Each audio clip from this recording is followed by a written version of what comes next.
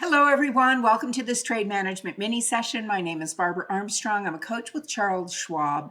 And today we're going to talk about a topic that a lot of people like to avoid. It's called trades gone wrong. Specifically, we're going to look at a short put vertical today. I invite you to join me on X if you haven't already done so. My handle at BarbArmstrongCS. We're going to talk about assignment risk, what to do if you're assigned, and when you might choose to exit a short vertical that has not gone according to plan. Just before we get into the heart of the matter, know that options carry a high level of risk and aren't suitable for all investors. You have to meet certain requirements to trade options through Schwab, and not all will qualify.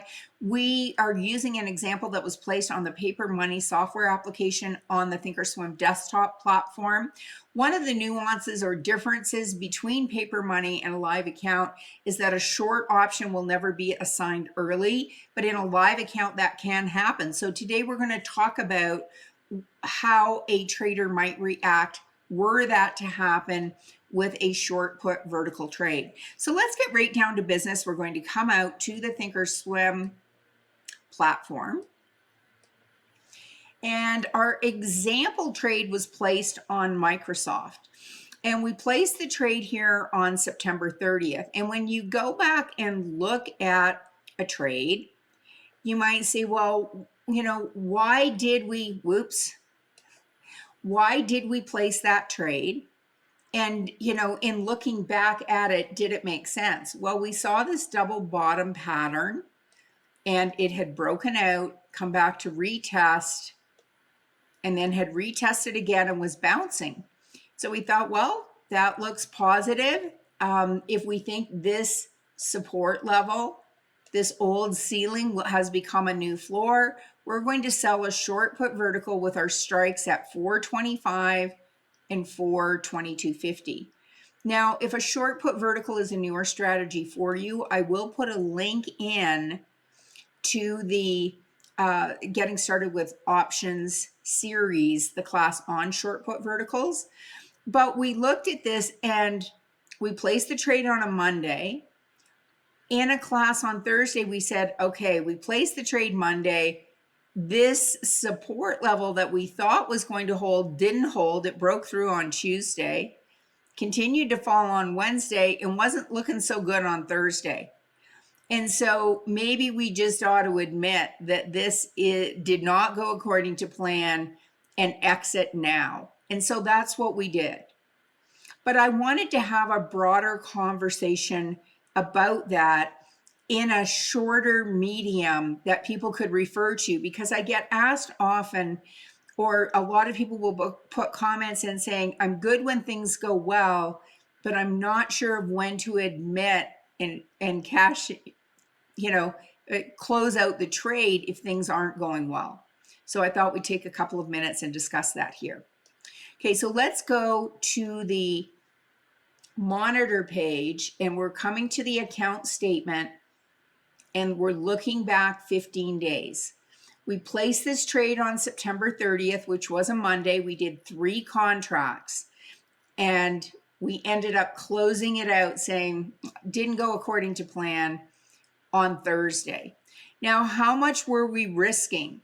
Well, we were risking $250 per contract, right? Which is the difference between the strikes. So here was our risk,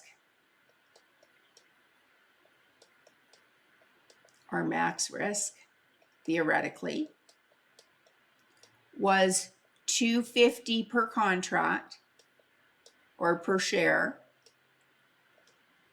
which is the difference between these two strikes, minus what we got paid to get in. So that was $1.60 per share, and then times 100 per contract times 3 contracts, so times 300. So we were risking a grand total of $480. Now, how did things work out? Well, we were hoping to buy this back for 18 or 20 cents a contract and make a couple of $100. instead we bought it back, even though it had gone through both strikes. And I used to think, well, if it had gone through both strikes, like I'm at my max loss. But we still had time. This didn't expire until October 18th. So we were 95 cents away from our max loss when we bought this back at 155. And so how much did we end up losing? Well, $65 per share times 300. Okay, so when we add that up, we lost, or multiply that out, that's 195. So when we look at our return on risk, we know it's going to be negative. We lost 195. So I'm going to put brackets around that because these are negative numbers. Of the 480 we could have lost. So, that's less than half. In fact, it's about 40%. I believe it's 40.6, but we'll just round to the, so we were down 40%.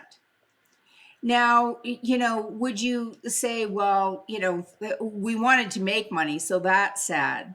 But if you go back and look at it and you think, well, did the entry make sense? And if in hindsight you say, yeah, that entry did make sense, and we managed to recognize when we were mistaken quickly, so that was a plus. So this was a successful trade. It was just one that didn't make money. Now, we're not at October 18th yet. Today is October 10th when I'm recording this. In the next day, 8 days, could this go back up above 425, and could we have ended up with a profitable trade? Absolutely, that is possible. But did we make the best decision we had with the information that we had at the time? Some would argue yes, and some would say, well, we position size for max loss, so we should have let it ride. And you can manage your trades any way that you want. This is just how we chose to manage this one. Now, I want to talk about what might have happened that is never going to happen if we are looking at, and I'm just trying to get my drawing tools ready here. If we are looking at a situation where the stock was assigned, because this won't ever happen in paper money, but it could happen in a live account. What if we were assigned? And here, this is $425 a share, and we have 3 contracts. So let's talk about what if we were assigned, and what might a trader do. So what if? So if we were assigned, okay, I'm going to come over here. So if we were assigned, we would be assigned, and let's just say for illustrative purposes that we were assigned all 300 shares, because when we sell a put, we're saying, hey, if you'd like us to buy this stock for $425 a share at any time between now and October 18th, we're game. So that would be $127,500 worth of stock. This is a small account. We only have 38,000 in it. Mind you, I mean, it's been a good year, but because we started with 20 in this example account, but we're nowhere close. And so if we did nothing, we might get a call saying, hey, you need to put more money in this account. But what is another choice that we have? Well, we bought a put. When we buy a put, what does that give us the right to do? Well, it gives us the right to sell. So we could then exercise the right to sell these shares that we paid $127,500 for. So we could sell our 300 shares for $422.50. So we're taking a bit of a loss, aren't we? Because we're selling them for $250 a share less. So that's 126,750 is what we would sell those for. And so you're going, well, that's not so bad, but just a minute. What is our net? Well, our net is going to be a loss of 750. And you're thinking, well, just a minute. You told me up here it was 480, but it's 750 minus the credit. And the credit was what? The credit, sorry, I'm just trying to, so here was, we said our max risk was 480. We got paid a credit of $90 a contract. So that was a credit of $270. $90 times 3. And so that comes to 480.